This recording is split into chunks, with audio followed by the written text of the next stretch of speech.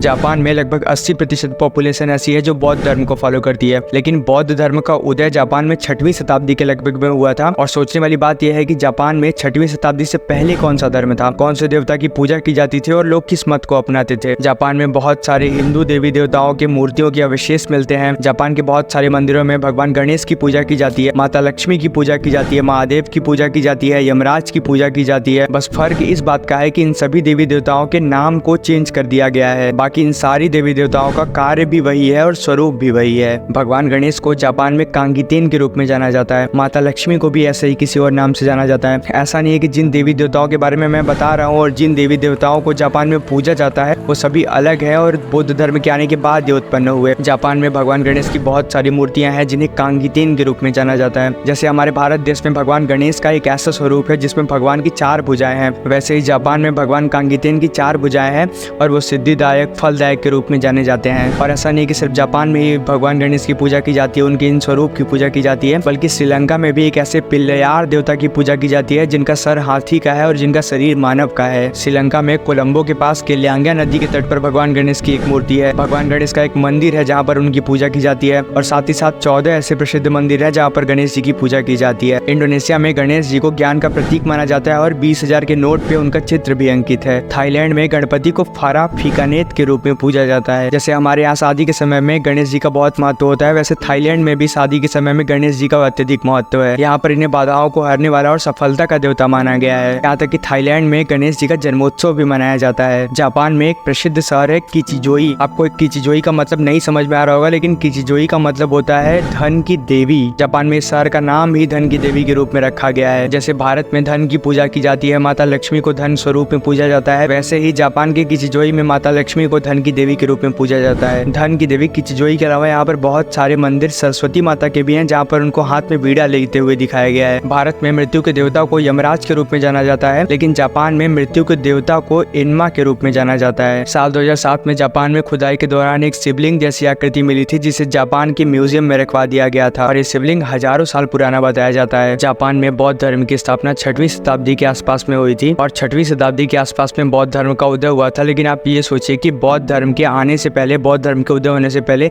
Japan में कौन सा धर्म था, कौन सा पंथ था और किस विचारधारा को लोग अपनाते थे। बौद्ध धर्म से पहले जापान में एक पंथ था, शिंतो पंथ। शिंतो पंथ दुनिया के प्राचीन पंथों में से एक है। इस पंथ में देवी देवताओं की पूजा की जाती थी और कई सारे देवी देवताओं को कामी कहा जाता था और हर कामी किसी न किसी प्राकृतिक शक्ति से जुड़ा हुआ होता है। यहाँ पर कामी शब्द का मतलब काम या फिर वासना से नहीं है। यहाँ पर कामी शब्द का मतलब एक ऐसी पारलौकिक शक्ति से है जो कि अलग अलग कार्यों में अलग अलग शक्तियों के रूप में हमारी मदद करते हैं। इस पंथ में शरीर का अंतिम संस्कार भी किया जाता था, लेकिन जब बौद्ध धर्म आया और फिर ये पंथ बौद्ध धर्म में मिलने लगा, फिर शरीर का अंतिम संस्कार बौद्ध धर्म के अनुसार होने लगा और ये पंथ धीरे धीरे नष्ट होने लगा। जापानी लिपि में बहुत सारे ऐसे संस्कृत के शब्द हैं जिन्हें देखकर लगता है कि जापानी भाषा भारतीय भाषाओं से प्रभावित है। जापानी भाषा में 500 से ज्यादा ऐसे श्लोक हैं जो कि हमारे तमिल और संस्कृत से प्रभावित हैं, जो कि हमारे तमिल और संस्कृत भाषा से निकले हुए हैं। आज से लगभग 2000 साल पहले जापान की जो संस्कृति थी वह हमारी संस्कृति से मेल खाती थी और दुनिया के बहुत सारे जगहों पर सनातन धर्म ही था। वैदिक काल के बाद दुनिया में अलग अलग सभ्यताएं विकसित होने लगी, अलग अलग मत आने लगे, अलग अलग विचार आने लगे और हमारा सनातन धर्म की संस्कृति धीरे धीरे विलुप्त होती गई। सनातन धर्म में ही बदलाव करके लोगों ने अपना एक अलग पंथ बना लिया, मजहब बना लिया, धर्म बना लिया, जो कि आगे चल के अलग अलग रूप ले लिया। आखिर हजारों साल पहले बना लक्ष्मी माता का मंदिर, गणेश जी का मंदिर जापान में कैसे आया? और उस समय तो 5000 किलोमीटर तक आने जाने का कोई साधन भी नहीं था। वास्तविकता तो यही है कि हजारों साल पहले पृथ्वी के हर एक स्थान पर सनातन धर्म ही था।